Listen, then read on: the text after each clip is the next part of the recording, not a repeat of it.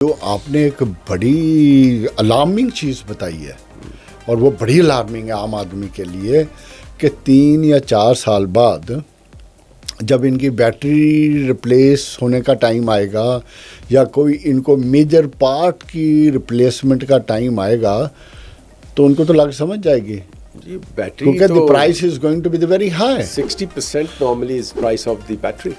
تو بس پھر یہ تو it is going to be the big challenge for the people who are using it so that means کہ وہ 1-2 سال استعمال کریں اور آگے نکلیں.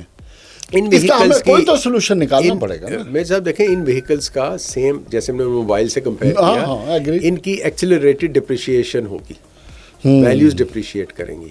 You will not have an E V out of the showroom and after 10 days آپ کے میں اسی پرائز پہ بیچ دوں. سادہ سے الفاظ ہے یہ نہیں ہوگا کہ 50-60 لاکھ والی گاڑی 60 لاکھ سے کم تو کوئی بھی نہیں ہے نا ای وی بھی جی. کوئی بھی 60 لاکھ والی گاڑی 3 سال بعد 30-40 لاکھ کی ہے.